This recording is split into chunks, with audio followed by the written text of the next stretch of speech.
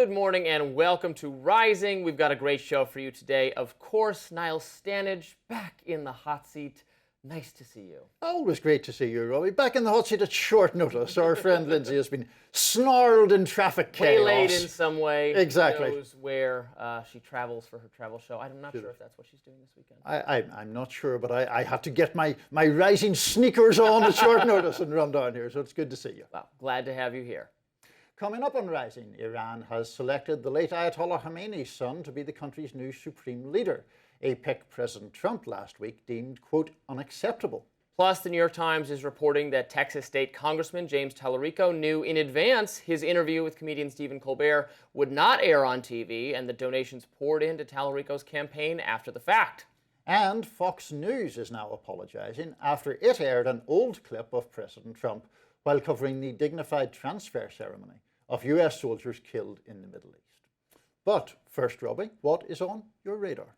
Let's get to it. Something truly awful happened outside Gracie Mansion over the weekend, but don't expect to get all the facts from Zohran Mamdani after improvised explosive devices were hurled at protesters by two individuals with Muslim extremist ties. Mamdani didn't even bother criticizing them by name, instead focusing his attention on right-wing provocateur Jake Lang, who had organized the protest that was targeted. Now, hurt people's feelings, you'll be denounced by name. Attack people on behalf of Muslim extremism, you'll barely merit a mention. Here is what happened. On Saturday, Lang, a far-right rioter who was previously charged and regrettably pardoned for January 6 related offenses, led a protest outside Mamdani's mayoral residence. Lang's protest was against what he describes as the Islamification of New York. There was a roast pig at the protest. Offensive stuff. But Lang is known for pulling stunts like this, and he's previously called for burning the Quran, that sort of thing. It's obnoxious and it's offensive to peaceful Muslims, though he has the First Amendment right to peacefully protest in the public square. Lang was, however, met by counter-protesters, including 19-year-old Ibrahim Qayoumi and 18-year-old Emir Balat. They are, according to the New York Post, fanatics who self-radicalize and then travel to Turkey and Saudi Arabia to actually learn tactics from ISIS. The explosives that they hurled at Lang's group are a type of bomb frequently used by ISIS terrorists. Luckily, it did not explode, and it's not clear it was built correctly and even could have exploded. Law enforcement is looking into all that. Now, officers have also apprehended Balat and Qayoumi, who admitted that their motivation was feeling insulted about their religion. Let's be absolutely clear. Every American has the right to mock Islam, or Catholicism, or atheism, or Buddhism, or Mormonism, or the Church of the Flying Spaghetti Monster. The First Amendment protects religious expression and anti-religious expression in equal measure. Violence and terrorism are never permissible, even to offensive speech about protests. So one might have expected media coverage of these events to focus on the wrongness of the would-be terrorists rather than the offensiveness of the protesters. But you'd be wrong. Aside from the conservative New York Post, attention was generally focused on Lang rather than on the assailants.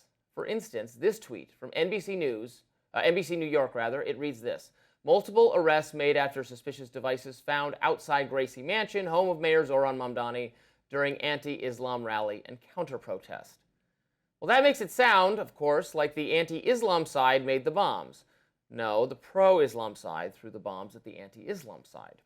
Conservative attorney Mike Davis writes on X, "This is the most dishonest reporting we've seen in a long time. Two jihadis threw two IEDs into a crowd of anti-Zohran protesters on video. Yet NBC reports these bombs were found and implies they belong to the conservative protesters. Truly a new low in journalism." Oh, he's correct. Mayor Mamdani similarly focused on Lang. Here was the mayor's statement on X. Yesterday, white supremacist Jake Lang organized a protest outside Gracie Mansion rooted in bigotry and racism. Such hate has no place in New York City. It's an affront to our city's values and the unity that defines who we are. What followed was even more disturbing. Violence at a protest is never acceptable. The attempt to use an explosive device and hurt others is not only criminal, it is reprehensible and the antithesis of who we are. Notice how that statement doesn't actually state what really happened, that the counter-protesters were responsible for the bombs. Notice also how he calls out Lang by name and says that this protest is bigoted and racist and an affront to New York City's values and to unity and so on, but isn't call Qayoumi and Balat out by name. And look, I agree that Lang is bigoted against Muslims, but I think terrorism is maybe a worse crime than bigotry, just a little bit. Now, it's not often I agree with her, but I have to say Laura Loomer's right about this. She writes on X, the media keeps trying to make it seem like someone tried to bomb Zohran Mamdani when in reality it was Muslim Mamdani supporters who threw a bomb at Jake Lang. So let's not be so timid about calling out Islamic terrorism. How about that, Mr. Mayor? Well, we'll have a vigorous disagreement to kick things off this Monday, Robbie. I don't really agree with that framing of the issue. The instigator here was Jake Lang. He was the one who decided to bring this protest around, a very small group of people, I'm glad to see, but one that was obviously Islamophobic and bigoted by its nature, and as you acknowledge, he is bigoted against Muslims. The other point is that the first attack here appears to have been a pepper spray being discharged by Lang supporters against the counter-protesters. Now, then you had the devices being thrown. Nobody is defending the devices being thrown. Mamdani, as you noted, said that it was never acceptable, criminal and reprehensible. So, and also just as a tangent, I don't take the New York Post's word for it as to exactly what the background of these two gentlemen were, given that I think the New York Post has been often fairly ludicrous in its Mamdani-related criticisms. But the point is, this was instigated by Jake Lang, and therefore I think it is perfectly valid for the media coverage to focus on that point. I mean, instigated. He has the right to organize a protest. It could be about whatever ridiculous thing he wants. Right. Anyone pepper sprayed anyone should be arrested and prosecuted, and etc. But to say that, I mean, you're saying instigated, that's almost like saying what they deserve to have bombs thrown at them? No, I'm not saying that. But I mean, and I just said it's not acceptable, and I quoted Mamdani saying it's not acceptable. But the point is, the reason there was These are a equally flashpoint. unacceptable things. Like protesting, it's a distasteful kind of protest, I agree. But it's not, it is, like Mamdani criticized that more strongly than he criticized the use of the bombs. And the media coverage, and it's not really just him, the tone of the media coverage, to the extent that, I think Brad Lander, is that his name? He was another New York City mayoral hopeful. He actually put out a tweet saying, I got this wrong initially, because he thought, based on the coverage, that the Lane group had done the bombs. And so he tweeted a follow-up saying, I was misled based on the coverage. That was from the counter-protester side, and that's so good on him for making that correction. But I understand why he came away from that impression. I was really struck by looking at the media coverage, how it assumed, and then it would make a casual reader think the Lane group had made the bombs.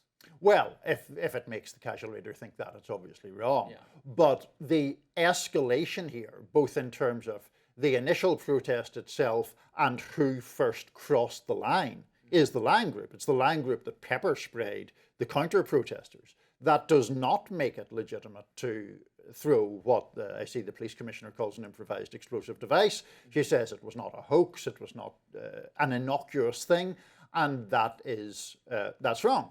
Mamdani has said it's wrong. He has said it's wrong in fairly emphatic terms. I don't really see where the core of the outrage lies. Well, and also the pair that threw the bombs, again, maybe we need to wait for additional verification beyond the New York Post. I don't know if it was reported anywhere else. That's the report I saw. But that they had said, they've confessed to doing it to police, that the motive, it was not like self-defense, like there was pepper spray coming at them and then they hurled something in self-defense, but that this was planned because their religion was being offended. And that is, frankly, the kind of idea, and again, I am not, but I have a kind of Christopher Hitchens attitude toward all religion, to be perfectly honest. Sure. Like their religious view that they have a right not to be offended does not trump our First Amendment. That would be true against any other religious group or any identity group of any kind. And so I take offense to the idea of people coming in and saying, my religion can't be offended and I can take violent means I agree. to prohibit you. That is very wrong to me. No, look, I have a fair amount of sympathy with that view. I do not think that religions of any description should be immune to mockery, and I certainly don't think they should be immune to criticism. Religion to me is a very different issue from race or gender or something, because it is a code of belief that one chooses to adhere to. Now, many people are born into the religion they adhere to, but that's not the point. The point is, it is a belief that is as can be as validly criticized as any form of political belief or other belief. But I don't really have a massive problem with Mamdani's response to this, which I think was clear-cut. And as I say, I think Lang's group were the primary instigators in this confrontation. Well, we'll discuss Mamdani a little bit more later. We will. And some other topics. Lindsey Graham lighting up the MAGAverse online with his promise of regime change in Iran. We'll be right back. Iran has a new supreme leader as of this weekend. Mojtaba Khamenei, the son of the former Ayatollah Ali Khamenei, was announced as the new supreme leader by Iranian state TV. But in an interview last week, President Trump said that he would refuse to accept a new Iranian leader who would continue Khamenei's policies. He told Axios, quote, "Khamenei's son is unacceptable to me. We want someone that will bring harmony and peace to Iran." Trump gave those comments despite repeated attempts from his administration to deny that the goal of this war is regime change. But South Carolina Senator Lindsey Graham contradicted those denials outright in an interview on Fox over the weekend. Take a listen.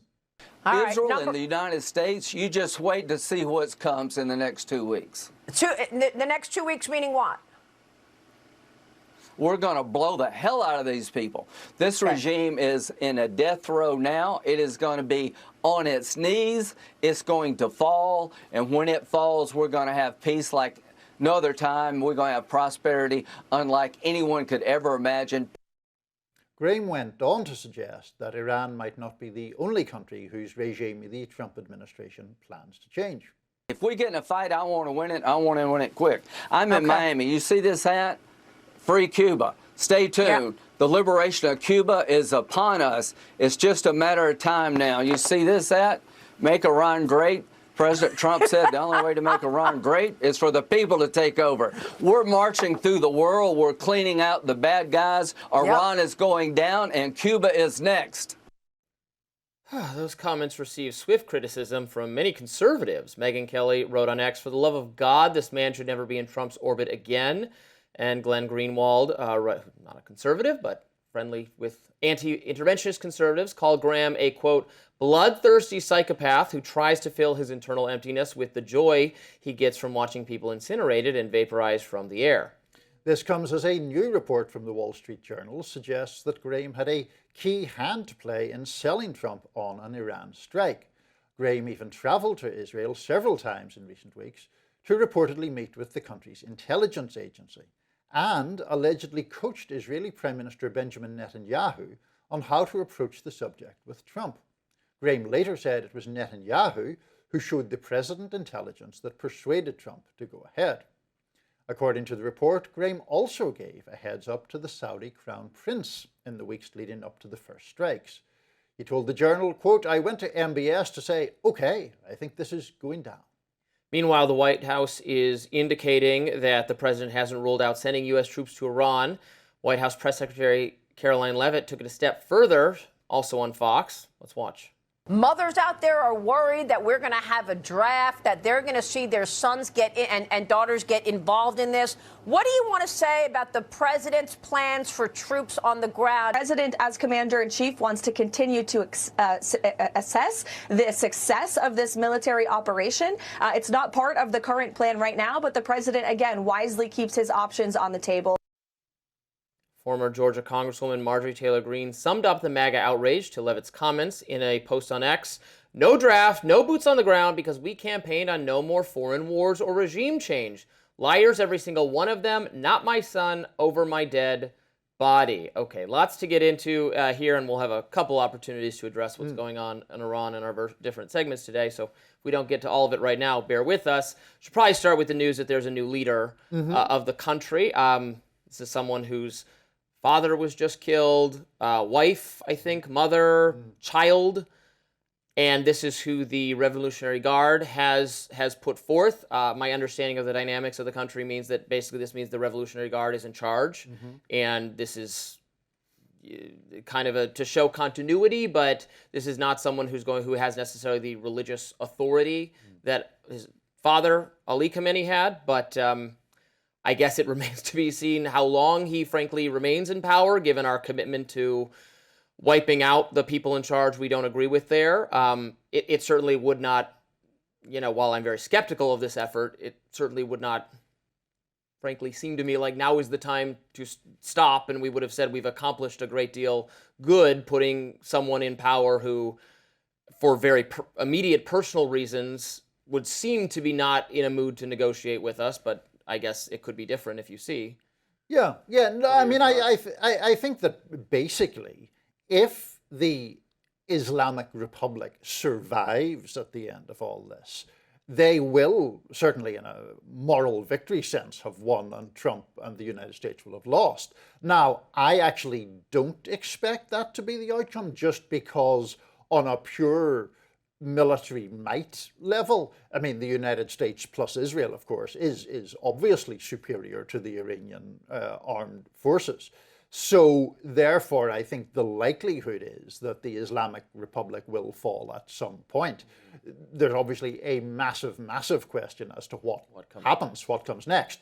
But in relation to the new supreme leader, I mean, yeah, I don't see that he's going to presage any change, because I don't see why he would, and not least because of who his father is. Interestingly, the father apparently did not, or had not favoured being succeeded by his son, because his argument was when the Islamic Revolution happened, it was partly to remove the idea of hereditary leadership under the Shah. But yeah, I'm not sure it matters that much who you put as supreme leader, because it's the Islamic Republic, whoever's there. Right.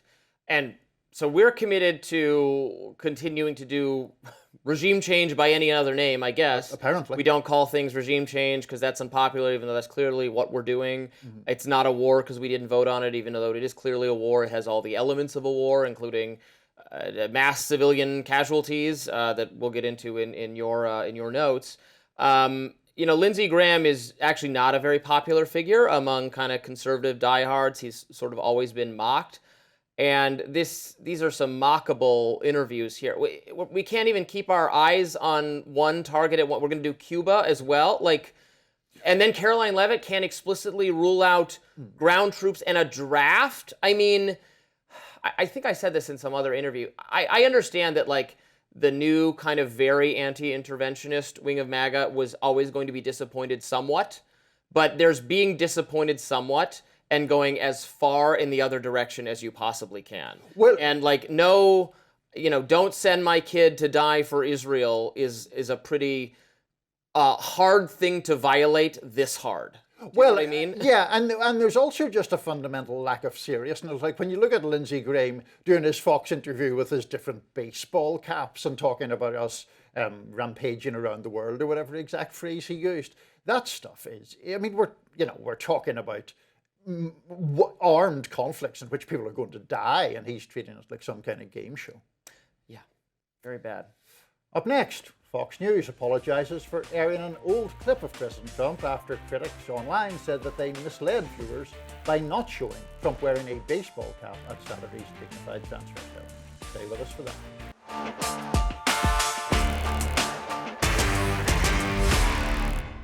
Fox News on Sunday issued an on-air apology, admitting that the network, quote, inadvertently aired old footage of President Trump attending a ceremony for fallen soldiers at Dover Air Force Base in Delaware.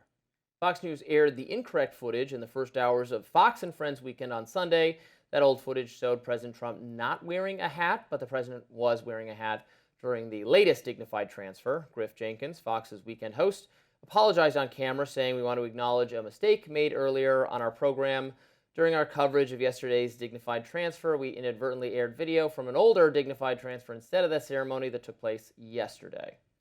The remains of service members killed in the ongoing operation with Iran arrived back in the US on Saturday at Dover Air Force Base. As we said, that's in Delaware. The ceremony was attended by the President, First Lady Melania Trump, along with Defense Secretary Pete Hegseth, Vice President J.D. Vance, Second Lady Usha Vance, and Chairman of the Joint Chiefs of Staff, General Dan Kane. Some online critics suggested that Fox News was trying to make Trump look better by not showing him wearing the white baseball cap he was indeed wearing during the ceremony. Independent journalist Mehdi Hassan wrote on X, quote, "If any other network did this, it would be a huge scandal. Fox would lead the chorus of criticisms and faux outrage, and people would lose their jobs. But not at Fox. It's not a news network. It's a state propaganda channel." But others believed it was probably just an honest mistake. Johnny Joey Jones, veteran co-host of the big weekend show on Fox News, wrote, "On X, my belief was that this was an honest mistake, but that doesn't make it an acceptable one. Few things are more sacred than our heroes who give their lives in the line of duty. I'm embarrassed and ashamed that this happened." Doesn't seem like the biggest. I mean, kind of a. This one. Well, first of all, one of the things in which we most diametrically disagree, I think, is Mehdi Hassan, who I like and respect very much, and I know you don't. So we just have a fundamental different view there. But I actually do think he raises a valid point, which is that if this were flipped around and it was MSNBC and a Democratic president, there would be a lot of outrage, I think, on the right about a liberal network covering for a Democratic president who had been disrespectful. Now, am I saying, oh, it was definitely an intentional thing on Fox's part? No, I think the balance of I don't know. I mean, I can't put myself in their head. It is conceivable to me that it was a legitimate mistake. It seems that an intentional use of old footage would just obviously open them to criticism. So I'm open to the idea that it was a legitimate mistake, but I do think there is a valid question of double standard. And let me just make sure I'm absolutely clear on this.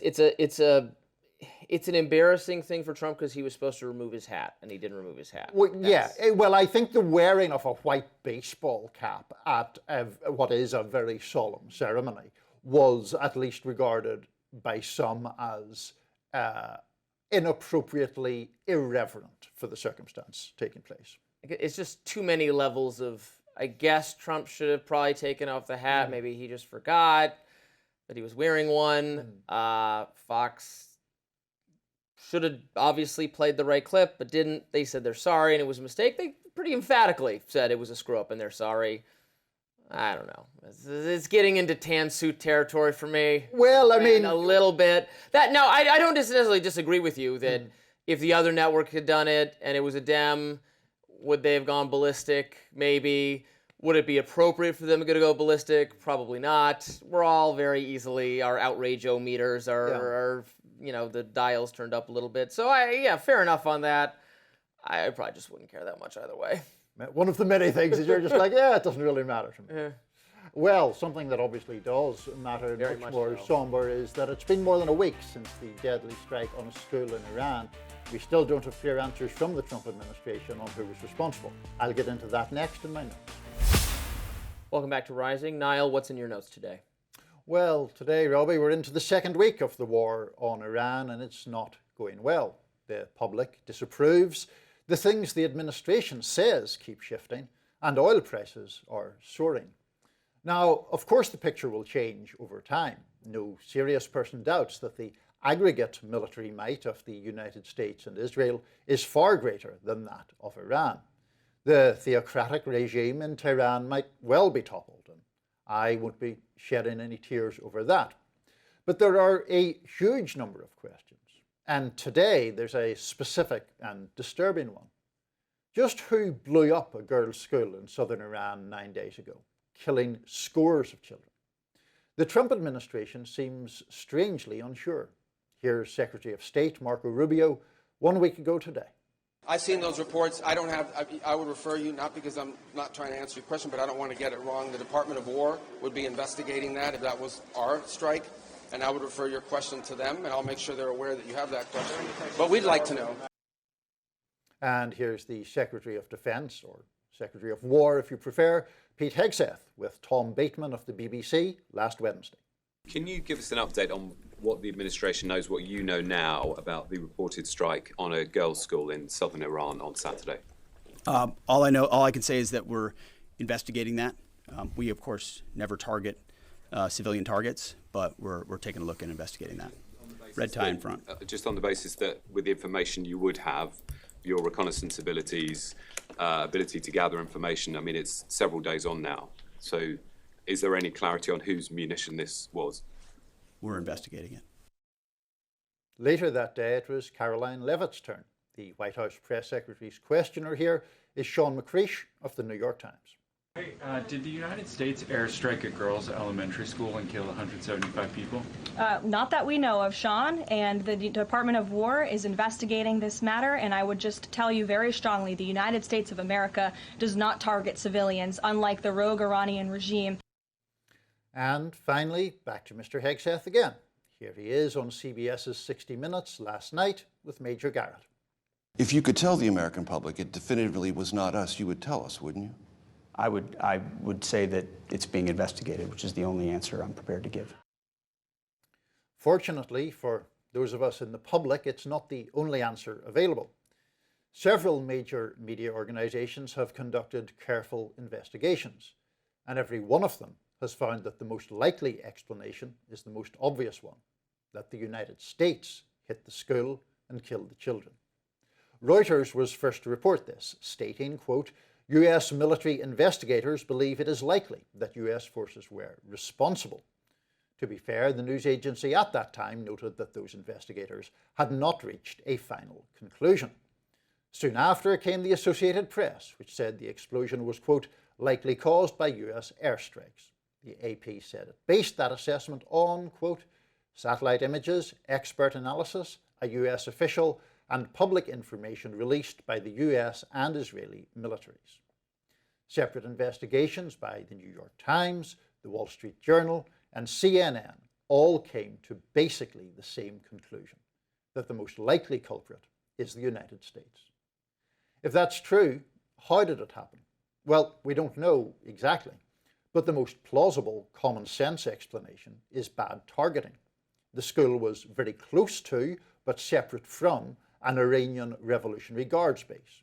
Here's more on that from CNN's Caitlin Collins. Our analysis, which is based on satellite imagery, geolocated videos, and the assessment of munitions experts, suggests that this school was hit around the same time that an attack that American forces had launched on a neighboring Iranian naval base. This new satellite image shows several Revolutionary Guard buildings near the all-girls school. You can see how close they are. In red, you can see the craters at the center of the structures, including the school, and what experts say look like precision strikes. Now, I mentioned just moments ago that members of the Trump administration seem oddly hesitant about saying who was responsible. But there's one exception to that, of course. Here's Trump on board Air Force One on Saturday. Mr. President, did the United States bomb a girls' elementary school in southern Iran on the first day of the war and kill 175 people? In my opinion, based on what I've seen, that was done by Iran. Is that true, Mr. Hegseth? It was Iran who did that? We're certainly investigating. Still investigating. But the only side that targets civilians is Iran. We think it was done. We think it was done by Iran. Because they're very inaccurate, as you know, with their munitions. They have no accuracy whatsoever. It was done by Iran. No evidence, none, has been produced publicly to support that idea. And I'm sure you noticed that even Hegseth didn't immediately endorse it. The theory that the strike came from an errant Iranian missile simply doesn't stand up, at least based on what we know so far. The images that have so far circulated on social media purporting to support this thesis have been debunked. One actually came from a city hundreds of miles away. But there is a new video showing something else, something vital. It appears to show a Tomahawk missile striking the base adjacent to the school. Iran doesn't have Tomahawks, Israel doesn't use them either, but America does. Look, can we say with 100% certainty that America hit the school? No, not quite 100%, and not yet. But is that explanation, based on what we know now, vastly more likely than any other alternative? Yes, obviously and undeniably so. So now we can expect the president's most ardent defenders to pivot, to minimize what happened, to cry, why does it matter, and to cite the Iranian theocracy's many cruelties. But it does matter. It matters strategically, with the United States claiming its enemy is the Iranian regime, not the Iranian people. It matters morally, because the United States shouldn't be bombing children to smithereens. And it matters ethically and perhaps legally, because if that's in fact what happened, people need to be held to account, regardless of whether their actions were mistaken or malevolent. Accountability. This administration hates that, at home or abroad. And isn't that the most likely reason why 9 days after a missile hit a school, Pete Hegseth just can't figure out who fired it? Please, let's get real, even when the reality looks so bleak. Well, I don't really have much to quibble with. I agree, based on the investigating of it that I've done, that it seems quite likely that it was our side that did that. If you want to argue that that's not the case, you have to show some compelling evidence the other way, and you really can't. The idea that it was Iran seems ludicrous, frankly. I don't think it was targeted on purpose. I think CNN has a quite good rundown of how it's near buildings that would have been legitimate military targets, and they targeted that one by mistake. It's a horrific mistake that resulted in the deaths of a just huge number of children. And you know, we've got to. You can certainly, of course, in the course of even a justified military action, even something we voted on and said we wanted to do because it's better for world safety to overthrow this regime, there are going to be casualties of innocent people, and that's lamentable. But it is a fact of justified wars. It can't be the case that no civilian life loss is the standard, or else we can never defend ourselves. But there's a big gulf between that and this amount of civilian death. This will, especially if we're expecting the Iranians to rise up and install forces that are sympathetic to America and the West. Well, then it does matter how we do this, frankly, because this kind of thing creates anti-American sentiment. And it was needless, and it was a mistake. It sounds like they know it was needless and a mistake. And so there should absolutely be accountability for whoever, put the crosshairs over that building instead of that one. That is a sloppiness that got lots of people killed and is embarrassing to America and is contrary to our national security interests. So, yeah, no disagreement at all. Very bad, must be condemned. The administration knows it was us and needs to come out and take whatever steps are appropriate to discipline the person who screwed up. Yeah, the point that you raised, I think, about the United States hoping to, in some fashion, create a more America-friendly government in Iran, I think is particularly important when stuff like this happens. I mean, you've just killed lots and lots of girls mostly between the ages of 7 and 12. That's catastrophic morally, but it's also catastrophic for the reason you mentioned. And then just, Trump coming out, providing no supporting evidence at all and saying, oh, well, it was Iran. I mean, that really, I think, cheapens everything, including the office. I mean, this isn't even a case where, in the course of prosecuting the war on Gaza, Israel will say, well, these are all military targets because Hamas is embedded within the civilian population and they're under buildings and they're using hospitals as staging ground. This isn't even any of that. This was just a school. No one is making the claim that it was a legitimate military target or if it's crossed the line into military legitimate target. They're just not saying anything because they knew it was the wrong building to blow up. Right, exactly. Yeah, very bad. Next up, Texas State Representative James Talarico reportedly chose to do his interview with Stephen Colbert despite knowing it would not make it to the airwaves. A little calculated plan that I think did pan out. Stay with us. Democratic Senate candidate James Talarico may be a savvier politician than some are giving him credit for. A new report reveals that the Texas legislator apparently did know days ahead of time that his interview with Stephen Colbert last month would never air on TV, despite the late-night host suggesting that it was a last-minute call by network lawyers. According to the report from the New York Times, Talarico and his team gambled that the show would complain about the segment's censorship and that would give Talarico a much-needed boost in the polls. And that bet ended up paying off in spades. The Times report reads, Days before the trip, Mr. Colbert's producers told them the network, nervous about federal regulators, would only post the interview online. The Talarico campaign had a choice: cancel the trip and crow about the Trump administration trying to muzzle him, or say nothing, film the segment, and hope Mr. Colbert would tell his audience the story of federal interference. They said nothing and filmed. The YouTube clip gained more than 9 million viewers. Donations poured in. Internal campaign polling by his opponent showed the ground shift in Mr. Talarico's direction.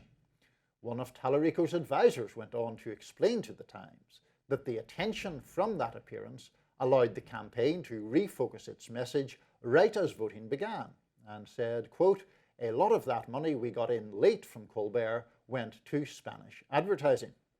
Polling went on to show Talarico's margins in the Hispanic community gave him the edge he needed to defeat Democratic firebrand Jasmine Crockett, my favorite, in the primary last Tuesday. So sad. Well, a successful stunt then, I guess. Yeah. This reminds me of, you know, like, I remember, like, Andy No, you don't care for him. He's a conservative writer person. You know, he has a book come out about Antifa, and then Antifa, you know, sets fire to the library where it's being sold. And I'm like, that lucky son of a gun. Why can't I get Antifa to burn copies of my book? Please, please, hunt me for sport, Antifa, because it gets you attention and it sells more book copies. Oh, this is the exact same absolutely. effect When I was a kid, there was a book in Britain called Spycatcher, written by a very old man at that stage called Peter Wright, and the government tried to ban it. Apparently, it was a terrible book. I mean, I never read it, but like really badly written. But once something is there's an attempt to suppress something, it does help a lot. That thing becomes, by its nature, more attractive. I don't know. I mean, we were talking in an earlier segment about outrage and whether it's that outrageous or not. Talarico's campaign there seems to just have made a calculation, and I mean, I don't think they did anything nefarious. They took a gamble and they won the gamble, basically. But it almost had, it's implying Colbert's buy-in for this gamble in some way, a little bit? I don't know that it's implying Colbert had knowledge. I mean, it's implying that Colbert knew, I guess, a longer period before that they were not going to run it, and it's maybe suggesting that he knew he was going to complain about censorship in a way before some sort of last-minute turn from CBS's lawyers. I mean, I enjoy Colbert quite a lot, and so you know, I tend to be sympathetic to his view, but I think that's what the allegation or suggestion is. I criticized the vagueness of the FCC's equal time rule as it applies to late night, just because they said maybe it should be enforced, maybe I don't like the maybe it should, maybe it shouldn't, which creates ambiguity. But if it was just clear, I would have no. I mean, they were coming up again. It was right before the election. They had had Crockett on. I mean, the rules should just be clear. But I mean, I did not. It was not a ridiculous argument to me that the lawyers to say, well, you can't just put James Talarico on at the last minute and not have Jasmine Crockett on, or any way in our network, and we have to. Was not totally. I mean, I think the rule itself is stupid, to be honest. But you got to scrap it for everybody if you're going to scrap it. Yeah, or enforce it for everybody if you're going to enforce it. Honestly, I would just scrap it for everybody, because the idea that they have enough of a monopoly on news and information that it is necessary for the government to make sure that other sides or other people are represented is just insane in our social media environment to me. Yeah, so I think there are two sides to the debate, by which I don't mean a pro and con. I mean, there are two different discrete arguments. One is whether that rule should exist, whether there should be an equal time rule. But then the second argument is the Trump administration or the FCC making it in good faith? It is my understanding that they were asked, will you impose this same rule on talk radio, which of course broadly leans conservative? Right. And they said no, they wouldn't, or they had no plans to, or words to that effect. So therefore the whole thing gets sucked into the bigger and more politically salient debate about whether the Trump administration is trying to penalize people for coverage that in one way or another it doesn't like. Right. But all that stuff competes against YouTube and social media, and they're obviously, they can't. I mean, they can't. They're jurisdiction does not extend to those products. Right. Where more people saw the James Talarico interview on YouTube and social media than even would have seen it on TV if it had aired. Yeah. So that speaks to me of the silliness of all this. What do you think of James Talarico as a general election candidate? The assumption that I very much played into and bought into was that he was the stronger of the camp between him and Jasmine Crockett, because she's perhaps more appealing to Democratic primary voters, although he won the primary. Feisty, wants combat with Trump. He seems more temperamentally moderate. And so the idea was he'd be he's white, she's black, in this red state, that all those things were going into helping him. Since then, we've seen more of his old tweets, and now I'm starting to sense that maybe this is another example of like a Democratic activist idea of an electable moderate person. Yeah. The things he says about religion and social and cultural issues are not particularly moderate. So this might be a misfire here. Well, first of all, he's a Democrat running in Texas, and Democrats have consistently overestimated their own chances of winning statewide races in Texas, going back to the Beto O'Rourke contests. Now, then there's two separate arguments about, are you better with a moderate or someone who fires up the base? I used to think you were always better with a moderate. I have become much less persuaded of that recently, because I think politics has become so polarized that there is a real need to fire up the base. I think Crockett could have done that. I don't know that Talarico does. Yeah, and I'm not sure that he's a real moderate. Right. Or that he's going to come across as a moderate. In Texas. Given some of the things he said in the past on Twitter that are going to be, resurfaced over and over again. Yeah, I think that's a fair enough criticism. Meanwhile, comedian Bill Maher used a blind quote to trick California Democratic Senator Adam Schiff into criticizing former President Obama by implication. We'll be right back after this. Comedian Bill Maher tricked Senator Adam Schiff into criticizing former President Barack Obama. During a recent episode of Real Time with Bill Maher, the host used a blind quote regarding presidential war powers, saying, quote, "The president had the constitutional authority to direct the use of military force because he could reasonably determine that such use of force was in the national interest." Maher asked Schiff if he found the language too vague. Schiff immediately agreed, saying it was totally vague, presumably thinking it originated from the Trump administration concerning ongoing operations in Iran. Maher then revealed that the quote was actually a 2011 justification from the Obama administration regarding military intervention in Libya. Schiff then praised Obama's foreign policy, noting that Obama sought and did not get congressional approval in 2013 for military strikes against Syria. During Overtime with Bill Maher on Friday, the host was joined by Senator Adam Schiff, also Don Lemon, and Annabelle Gurwitch. Maher asked the group what they thought of new DHS Secretary Markwayne Mullins. This was their response. He's the one who said it was a war. He said, we're in a war right now, blah, blah, blah, blah, blah. And then 10 seconds later, a reporter asks him about war, and he goes, we're not in a war. The president hasn't declared war. And they said, you just said 10 seconds ago. And then he said, that was a misspoke. Will he be better than Kristi Noem? I think you'd want to ask his dog that question. I'm guessing the dog would say, yes, he's got to be an improvement. So, gotcha. Yeah. Because, this is a perfectly valid reminder, in my view, that Donald Trump did not suddenly and out of nowhere the first to gobble new powers for the executive branch to engage in military operations. This goalpost has been shifted by every president in my lifetime, including constitutional scholar Barack Obama. Who similarly campaigned on, I don't know explicitly no new wars, but was presumed to be an anti-interventionist of some kind. The Libya intervention, a huge mistake, in my view. We did not vote for war in Libya, and our intervention caused the downfall of the Gaddafi regime and the elevation of ISIS. This is an escalation, certainly, what Trump is doing now, but it's been, both parties have done this, and it's a shame that Congress has not wanted to exercise its own powers. I mean, our system is designed to prevent the office of the presidency from taking too much power from Congress, that Congress would have a mechanism to fight back, but they just didn't predict this party system whereby if they're controlled by the same party, Congress would have no interest in exercising restraint. And even the Democrats have very little interest in exercising like ideological restraint over the office of the presidency, because they want to use those powers when they have a Democratic president in the White House. Ro Khanna and Thomas Massie on this front doing something I agree with. They tried to get a vote, a very strong authorization vote. Democrats didn't want to do it either. Yeah.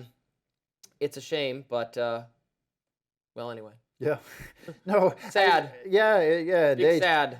In relation to Libya, I mean, we'll get on to the war powers thing in a second, but I do think that the Libya example is kind of salutary in the situation we're in at the moment, because Muammar Gaddafi, I mean, people can look through that record, which was a pretty bleak record, including the bombing of the Pan Am flight over Lockerbie, etc.